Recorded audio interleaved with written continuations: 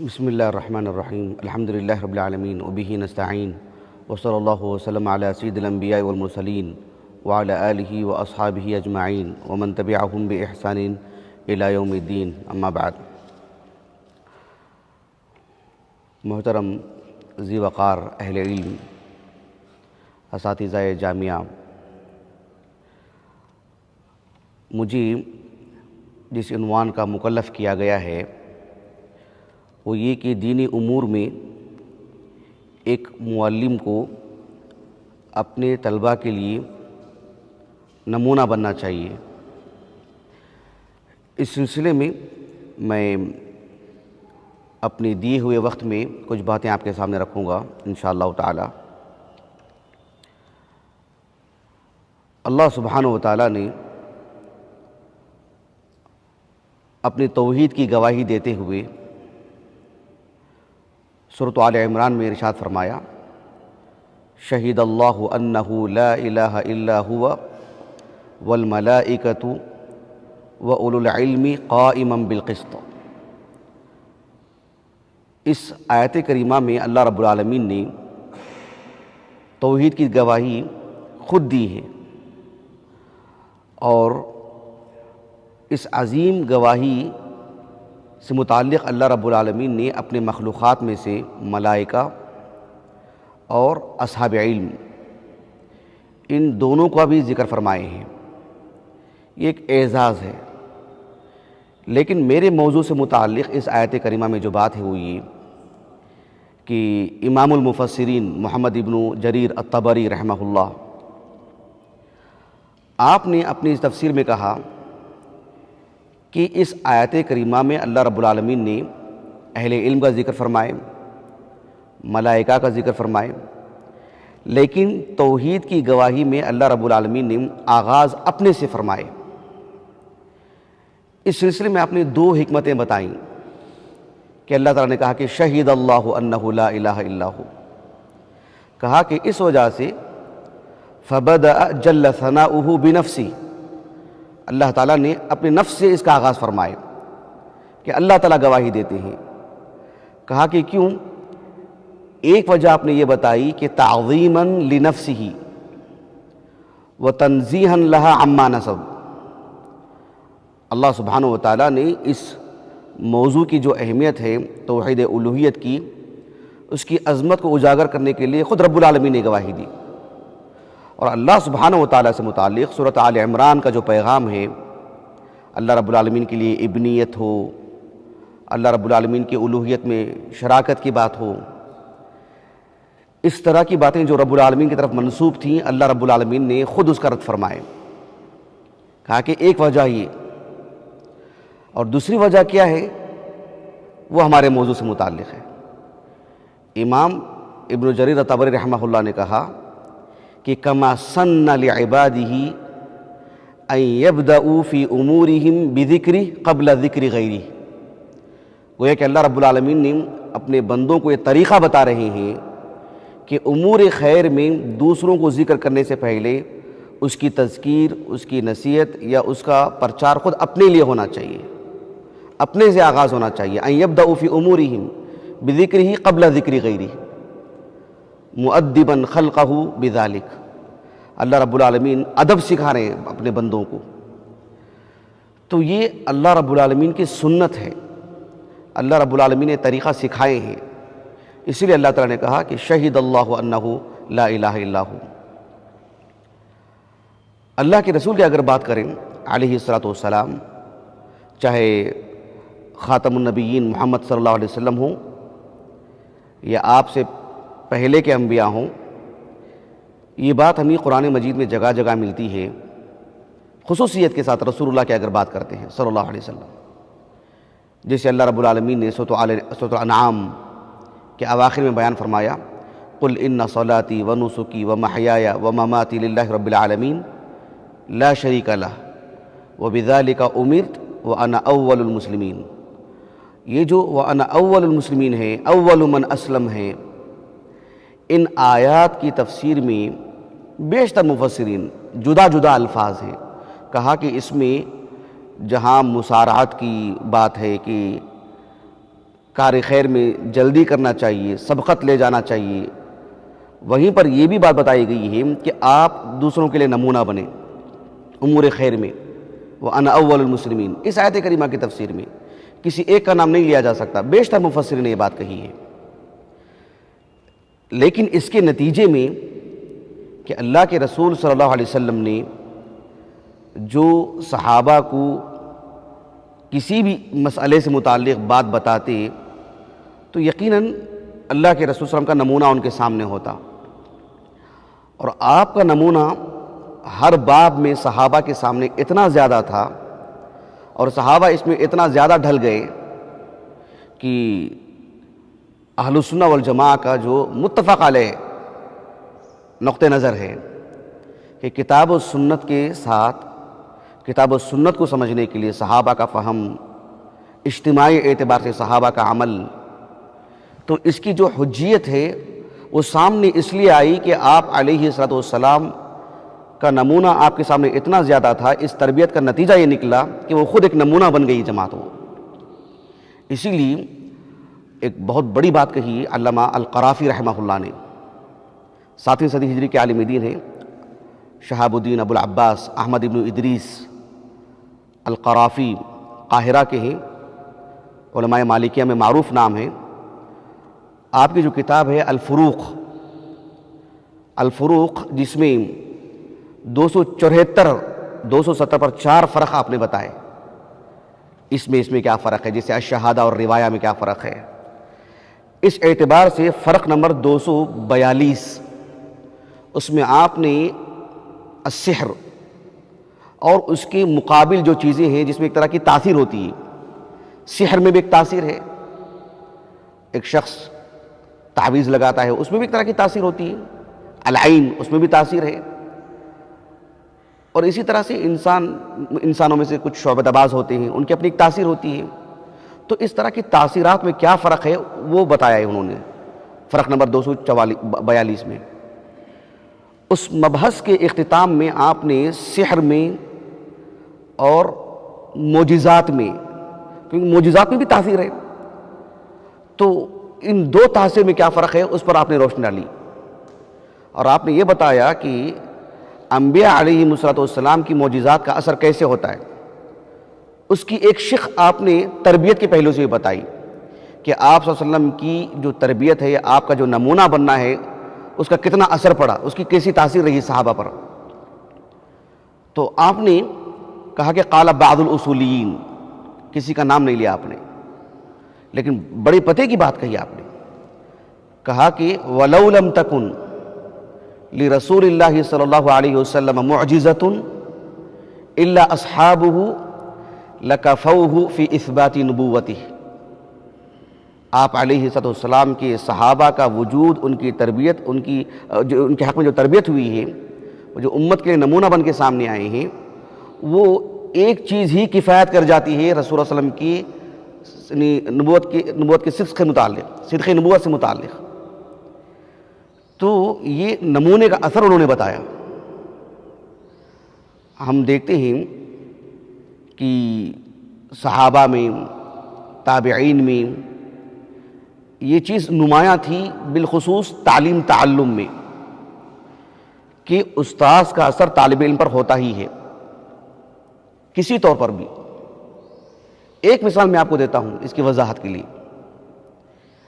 امام ابو عبداللہ محمد ابن اسماعیل البخاری رحمہ اللہ اپنی الجامع الصحیح کی کتاب فضائل القرآن، کتاب فضائل الصحابہ رضی اللہ عنہ اجمعین، اس میں عبداللہ بن مسعود رضی اللہ عنہ کی جو منقبت ہے، آپ کی منقبت کے بیان میں کچھ روایت لائے ہیں۔ ایک روایت وہ ہے جس میں ایک تابعی ہے، اوساط تابعین میں شمار ہوتا ہے آپ کا، عبد الرحمن ابن یزید النخعی رحمہ اللہ۔ وہ کہتے ہیں، کوفی ہیں وہ، کہ ہم نے حذیفہ رضی اللہ عنہ سے پوچھا، حذیفہ بن الیمان۔ زمانی اعتبار سے یہ کتنے پہلے کی بات ہے دیکھو، کیونکہ حذیفہ رضی اللہ عنہ کا انتقال 36 ہجری میں ہوا، یقیناً یہ اس سے پہلے کی بات ہے۔ تو عبد الرحمن ابن یزید النخعی رحمہ اللہ کہتے ہیں کہ سألنا حذیفہ، حذیفہ رضی اللہ عنہ سے انہوں نے پوچھا کیا، اور یہ ان کے اکیلے کا سوال نہیں ہے، سألنا حذیفہ، گویا کہ جو تابعین کا طائفہ ہے انہوں نے پوچھا ہے حذیفہ رضی اللہ عنہ سے. پوچھا کیا؟ کہا کہ سألنا حذیفہ عن رجل قریب السمت والہدی من النبی صلی اللہ علیہ وسلم.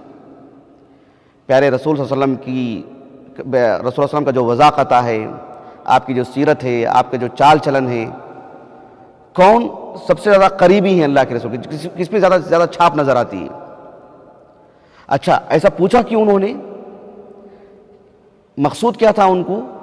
کہا کہ حتی نأخذ عنہ، صحبت کے لیے، استفادے کے لیے، دین سیکھنے کے لیے، یعنی علم سیکھنے کے لیے شخصیت کا پتہ معلوم کر رہے ہیں کہ پیارے رسول صلی اللہ علیہ وسلم کی مطلب سنت مطہرہ کتنی زیادہ ہے ان کی زندگی میں، کتنی زیادہ ہم آہنگی ہے.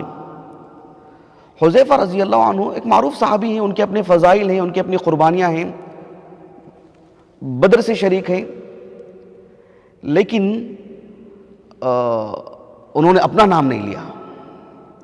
آپ نے کہا کہ لا اعرف احدا اقرب سمتا وہدیا ودلا بالنبی صلی اللہ علیہ وسلم من ابن ام عبد، کہ رسول اللہ صلی اللہ علیہ وسلم سے سب سے زیادہ جو قریبی ہیں آپ کے چال چلن میں، آپ کے وضاقتہ میں، آپ کی سیرت میں، آپ کے اخلاق کے اعتبار سے، کہا کہ وہ ابن ام عبد، عبداللہ بن مسعود مراد ہے رضی اللہ عنہ. ام عبد ان کی والدہ کی کنیت ہے، اس لیے کہ عبداللہ بن مسعود رضی اللہ عنہ کے جو والد ہیں، مسعود ابن قافل ابن حبیب الہذلی، یہ زمانے جاہلیت میں وفات پا گئے. البتہ ان کی جو والدہ ہیں ان کو عہد اسلام نصیب ہوا اور وہ مسلمان بھی ہوئی، تو یہ کبھی کبھار اپنی والدہ کی طرف بھی اپنی نسبت کر لیتے ہیں. یہ بات حافظ بن حجر نے کہی رحمہ اللہ. بہرحال تو عبداللہ بن مسعود رضی اللہ عنہ کا تو آپ نے نام لیا، لیکن دلچسپ بات کیا ہے یہ کہ جو یہ سوال وہاں سے آیا، ایک تابعی ہے وہ کہتے ہیں کہ سألنا حذیفہ. تو صحابی سے اس طرح کا سوال آنا ایک تابعی سے، بلکہ بہت سارے تابعین سے، ان کی ذہن سازی کس نے کی؟ تابعین کی. تابعین کا ذہن بنایا کس نے؟ ان کو یہ نہج دیا کس نے کہ معلم ایسا ہونا چاہیے، اس اعتبار سے ہونا چاہیے؟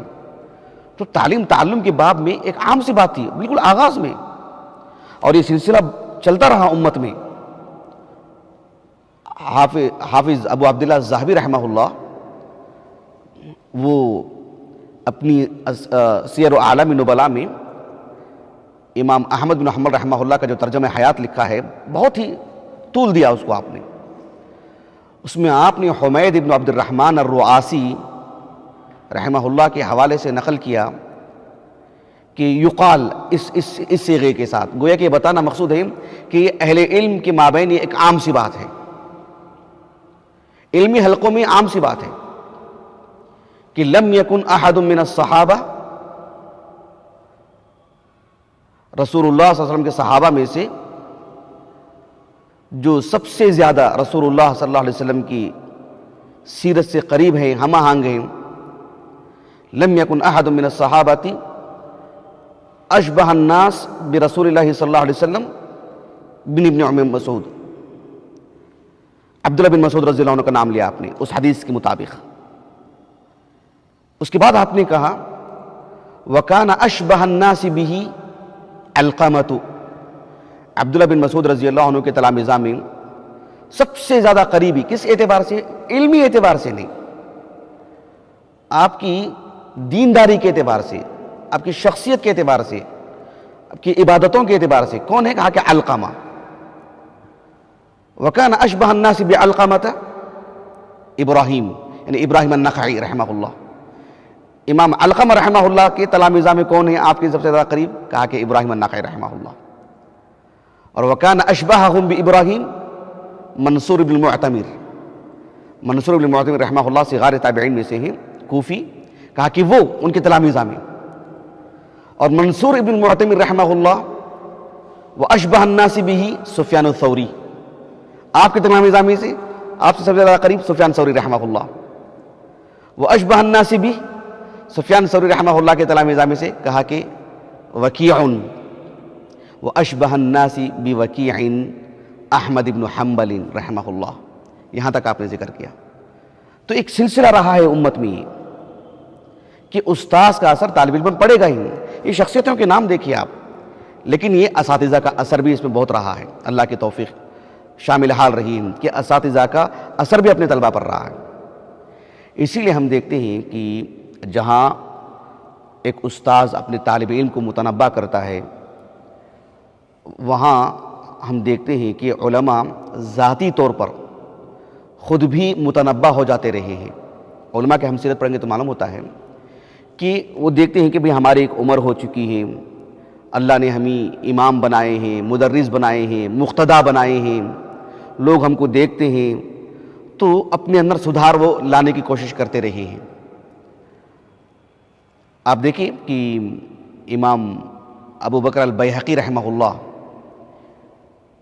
کا جو مقدمہ ہے السنن الکبریٰ پر، المدخل الی السنن الکبریٰ، اس میں آپ نے ایک مسئلہ یہ بتایا ہے کہ علماء کو، ائمہ کو حسب ضرورت مباحات سے بھی گریز کرنا چاہیے تربیت کی خاطر.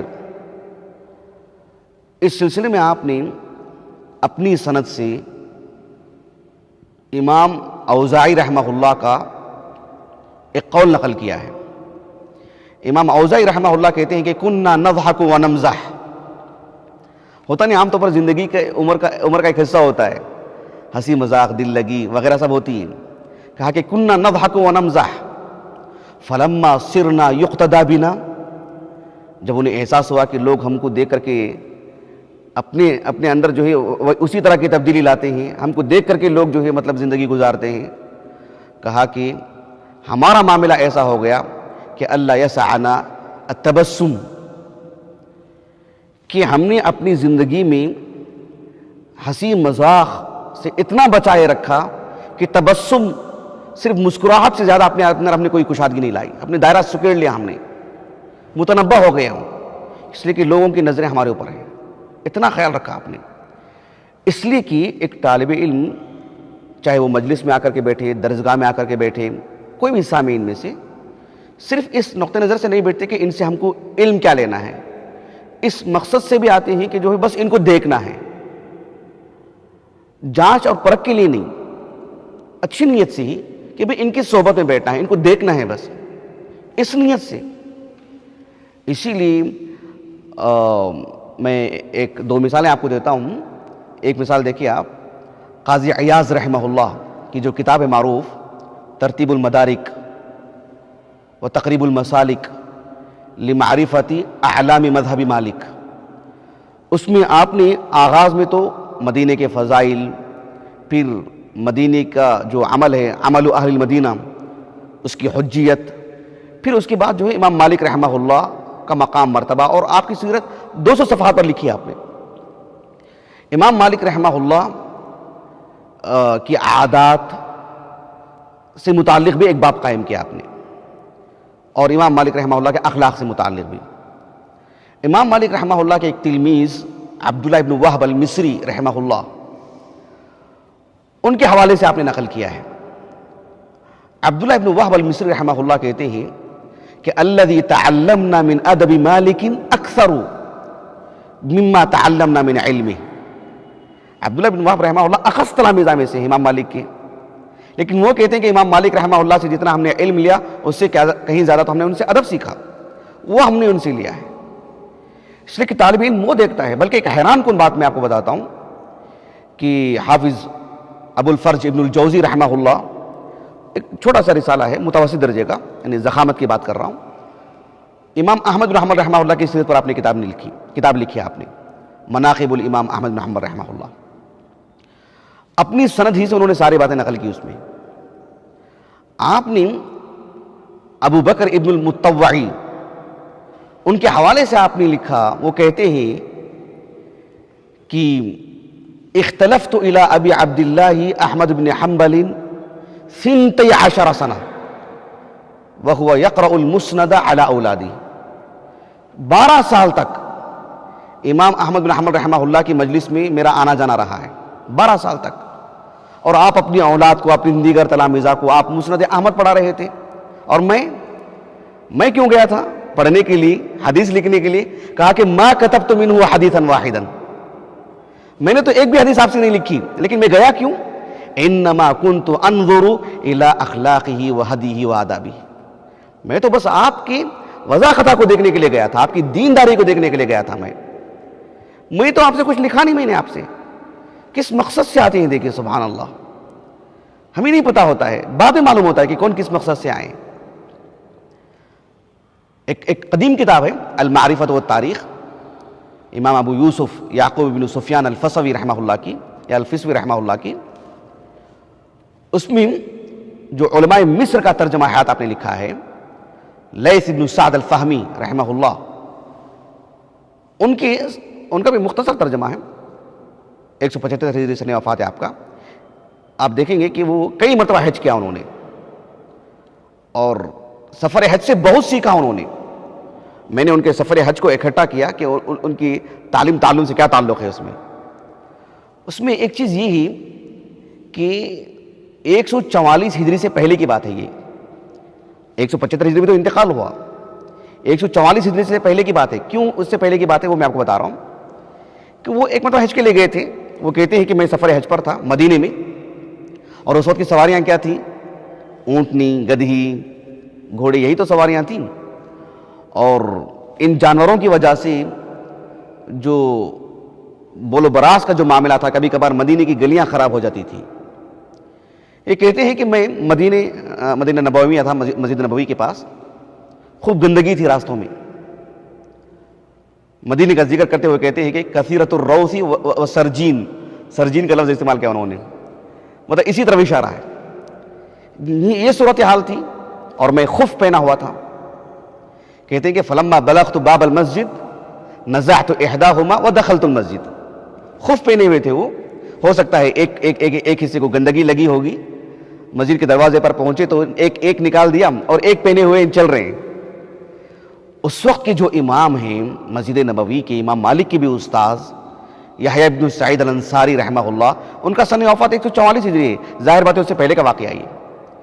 تو انہوں نے امام لیث بن سعد الفہمی رحمہ اللہ کو دیکھ کر کے کہا کہ لا تفعل، حالانکہ کوئی حرام کام نہیں نہ تھا وہ، لیکن کہا کہ لا تفعل. اچھا اس کی علت کیا ہے، کیوں منع کر رہے ہیں آپ؟ کہا کہ انک امام منظور الیک، انک امام منظور الیک. یہ بڑی اہم بات ہے. یعنی سبحان اللہ، یعنی گویا کہ ایک منہج رہا ہے یہ علماء کے مابین کہ لوگوں کی توجہ کا مرکز ہیں آپ کو تو ایسا نہیں کرنا چاہیے. یہ مروت کے خلاف ہے، یہ وقار کے خلاف ہے. تو یہ عام سی بات ہے. بہرحال اللہ تعالیٰ نے ہم کو یہاں تدریس کا موقع عطا فرمائے ہیں، اور اتنی بڑی تعداد میں یہاں پر طلبہ ہیں، طالبات ہیں. پتہ نہیں کس طالب علم کے والد والدہ یہ کہہ کر ہی بھیجتے ہوں کہ جو ہے آپ کو جانا ہے، کیا پڑھنا ہے کیا نہیں پڑھنا ہے، امتحان میں آپ کے نمبرات کیا ہیں، اس سے ہمیں کوئی لینا دینا نہیں ہے، لیکن وہاں کے جو اساتذہ ہیں ان کی طرح بن کر کے آئیں، نیک بن کر کے آئیں. ہو سکتا ہے یہ بھی بول کر کے بھیجتے ہوں، ایسا ہو سکتا ہے. میں ایک مثال دے کر کے اپنی بات کو ختم کر دیتا ہوں. خطیب بغدادی رحمہ اللہ، آپ کی جو معروف کتاب ہے اسی موضوع سے متعلق، تعلم سے متعلق، الجامع لاخلاق الراوی وآداب السامع، بالکل آغاز میں آپ نے اپنی سند سے، ایک صاحب ہیں جن کا نام ہے ابراہیم ابن حبیب ابن الشہید الازدی، بصرہ کے ہیں، ثقہ راوی ہیں، لیکن کتب ستہ میں سے صرف سنن نسائی میں آپ کی مرویات ہیں. وہ اپنے والد سے اس بات کو نقل کرتے ہیں. ان کے جو والد ہیں وہ تو بہت معروف، حبیب ابن الشہید الازدی، وہ کتب ستہ کے شیخین کی رجال میں سے ثقہ راوی.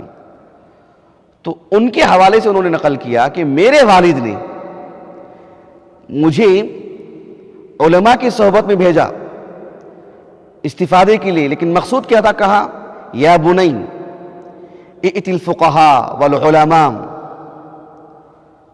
وتعلم منہم وخذ من اخلاقہم وہدیہم وآدابہم. علماء کی صحبت میں جب آپ کو بھیجا تو کہا کہ مقصود کیا ہے؟ ان سے دینداری لے کر کے آئیں، اپنے مزاج میں دینداری ہو، سوچ و بچار میں دینداری ہو، علم بھی حاصل کریں لیکن اس سے زیادہ جو ہے ان سے دینداری لے کر کے آئیں، عبادات میں، اخلاق میں، لین دین میں. اس کی وجہ آپ نے بتائی کہ فَإِنَّ ذَاكَ أَحَبَّ إِلَيَّ لَكَ مِن كَثِيرٍ مِّنَ الْحَدِيثِ. تمہارے نمبرات کتنے، نتیجۃ الاختبار میں تمہاری کیا پوزیشن ہے وہ بعد میں، وہ بھی مقصود ہے، وہ بھی مطلوب ہے، لیکن کہا کہ اس سے زیادہ آپ کی دینداری، وہ مجھے مقصود ہے. کہا کہ فخذ من آدابہم واخلاقہم وہدیہم، یہ سیکھ کر کے آئیں. اللہ رب العالمین سے دعا ہے کہ اللہ سبحانہ و تعالی ہمیں جس مقصد کے لیے یہاں پر جمع فرمائے ہیں، اپنے مقصد میں اللہ رب العالمین ہر پہلو سے ہمیں کامیابی عطا فرمائے، بحیثیت مسلمان بھی اور بحیثیت مدرس بھی، ایک مسلم مدرس. اللہ رب العالمین ہمیں اپنے مقصد میں کامیابی عطا فرمائے، ہماری شخصیت میں اللہ رب العالمین نکھار عطا فرمائے، اللہ رب العالمین ہماری بھی نجات فرمائے، اور اللہ رب العالمین دوسروں کی نجات میں ہمارا اثر رکھے. اللہ سبحانہ و تعالی ہمیں نجات کا ذریعہ بنائے دوسروں کے لیے بھی. وآخر دعوانا الحمد للہ رب العالمین.